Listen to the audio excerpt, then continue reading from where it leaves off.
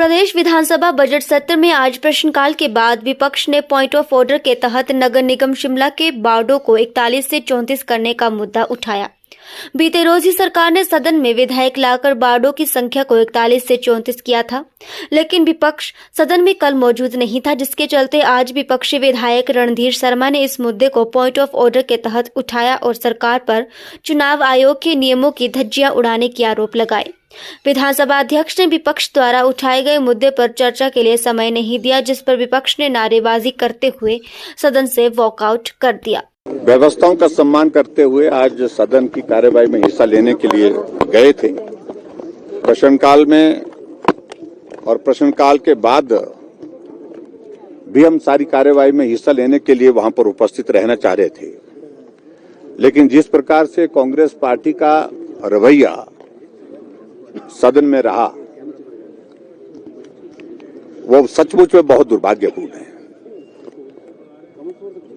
हमने point of order के अंतर्गत माननीय सदस्य रणधीर शर्मा जी ने जो पॉइंट रेज किए उनका जवाब देने की स्थिति में नहीं सरकार है। शिमला में कॉरपोरेशन का चुनाव हो रहा है, 3 बार रोस्टर को जो है अलग अलग तरह से उस पर रूल्स बदल करके उसको नोटिफाई किया जाता है।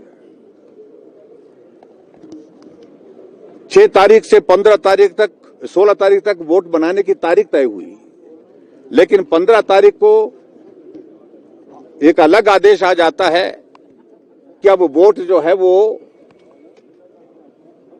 20 तारीख तक बनेंगे।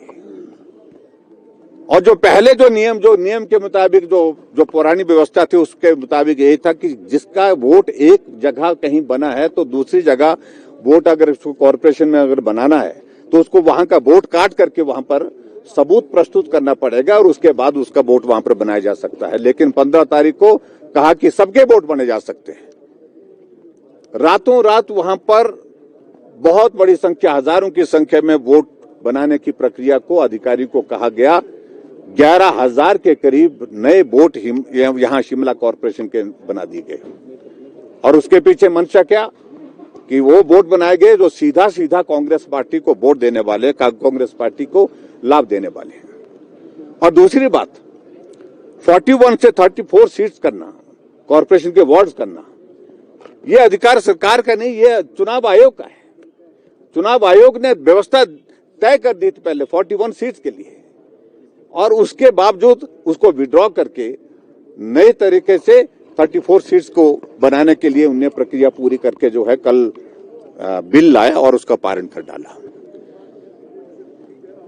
शिमला के कॉर्पोरेशन के चुनाव में पहली बार ये देखने को मिला, शिमला क्या पूरे हिमाचल प्रदेश में बाकी जगह कॉर्पोरेशन के चुनाव को लेकर के भी अगर हम कहें तो, कि महिलाएं जहां सबसे कम संख्या है वो वार्ड आरक्षित कर दिए और शेड्यूल कास्ट के लिए भी उल्टा फॉर्मूला, जो पहले जो फॉर्मूला एग्जिस्ट करता था उस फॉर्मूले के रिवर्स कर दिया। वो क्यों किया गया? ताकि इनको लाभ मिल सके। एक एक सीट का फॉर्मूला बनाने लग पड़े, इस सीट को हम कैसे जीत सकते हैं, इसको रिजर्व करके जीत सकते हैं या ओपन करके जीत सकते हैं, महिला के लिए करके जीत सकते हैं या अनुसूचित जाति के लिए करके इसको आरक्षित करके जीत सकते हैं। इस बात को उन्हें तय करने के बाद जो है वो सारी व्यवस्थाएं जो इस प्रकार से तहस नहस करके इस रोस्टर को लागू करने की दिशा में आगे बढ़ा और अभी तक ये सारा मामला कोर्ट में चल रहा है। कोर्ट ने भी शायद मुझे लगता है कि आज नोटिस दिए हैं, जो मेरी जानकारी के मुताबिक आज भी लगा था कोर्ट में, उसमें गवर्नमेंट का नोटिस इशू हुआ। उस पर मैं कोई टिप्पणी नहीं करना चाहता हूं, लेकिन सारी व्यवस्थाओं को तहस नहस करके जहां व्यवस्था परिवर्तन की बातें हो रही है, सारी व्यवस्थाओं को इस कदर तहस नहस करके शिमला कॉर्पोरेशन के चुनाव को प्रभावित करने की जो कोशिश की जा रही है, इसका हम विरोध कर रहे हैं। मैं अध्यक्ष महोदय के आसन का बहुत सम्मान करता हूं, लेकिन जिस प्रकार से माननीय रणधीर शर्मा जी ने कुछ शब्दों का जिक्र किया, उन शब्दों को कार्यवाही से हटाने की वजह कोई बनती ही नहीं थी।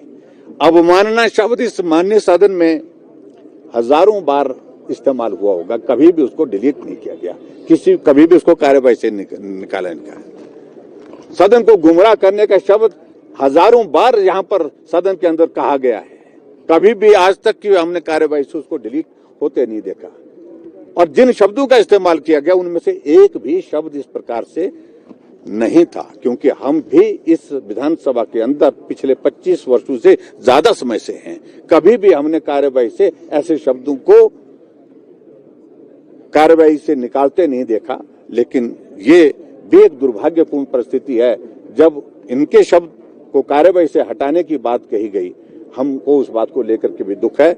ये भी हमारे लिए एक सचमुच में एक बहुत बड़ा एक विषय था कि जो कार्यवाही का हिस्सा हमेशा वो जो शब्द रहे हैं उनको कार्यवाही से पहली बार हटाया गया, ये हमको देखने को मिला है।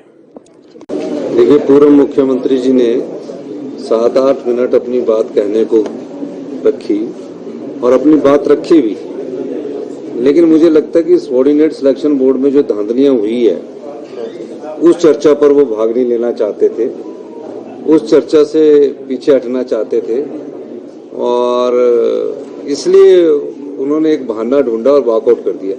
वॉकआउट करके वो अपनी खबर बनाना चाहते हैं। जो सदन होता है उसमें चर्चा में भाग लेना चाहिए, चर्चा में भाग लेकर भी खबर बनती है, सिर्फ वॉकआउट करने से ही खबर नहीं बनती। बात कुछ नहीं है, स्पीकर महोदय ने व्यवस्था दी कि इन शब्दों का प्रयोग नहीं किया जाना चाहिए, उस आधार पर उन्होंने वॉकआउट कर दिया। जबकि हमने कहा कि आप पॉइंट ऑफ ऑर्डर ले रहे हो, पॉइंट ऑफ ऑर्डर के बाद भी हमने उनको बोलने का मौका दिया, लेकिन लगता है कि भारी दबाव के बीच है भारतीय जनता पार्टी के जो विधायक है हमारे, कि उन्हें वॉकआउट करते रहना है। नगर निगम के चुनावों का है, जो भी कार्य है वो संविधान के दायरे के अनुसार होते हैं। सदन में स्पीकर महोदय ने बहुत अधिक समय दिया है, कांग्रेस के विधायकों को तो समय ही नहीं दिया है, चाहे वो चर्चा हो किसी प्रकार की। लेकिन उन्हें लगता है कि जब तक हम वॉकआउट नहीं करेंगे हमारी खबर नहीं बनेगी। ठीक है, खबर बनाने के लिए आपने वॉकआउट करना अच्छी बात है, लेकिन सदन में भी तो कुछ कंट्रीब्यूट करे, सदन में भी आगे बताएं कि सरकार की नाकामियां क्या है। चर्चाओं से भागना नहीं चाहिए। आज का जो मुझे लगा है, जिसके पीछे राजनीतिक मुझे लग रही है, वो ये है कि जो सबॉर्डिनेट सिलेक्शन बोर्ड में जो धांधलियां हुई हैं, सबॉर्डिनेट सिलेक्शन बोर्ड में जो पेपर बिके हैं और जो पेपर की कीमत तय हुई है, उसमें किसी न किसी तरह से जब इनकी सरकार थी उस चर्चा से भाग लेने के लिए ये तैयारी करके नहीं आए और इसलिए वॉकआउट किया। मेरा ये मानना है कि जो चर्चा है ये हिमाचल प्रदेश के लाखों युवाओं के साथ इनका भविष्य जुड़ा हुआ है। किस प्रकार सबॉर्डिनेट सिलेक्शन बोर्ड में पेपर बिकते रहे, किस प्रकार की धांधली होती रही, इस दृष्टिकोण से आज ये चर्चा लाई गई थी। इससे ध्यान बांटने के लिए उन्होंने वॉकआउट किया। अपना कार्य कर रहा है, उसके दायरे में जो भी आता जाएगा वो गिरफ्तारियां होती जाएगी।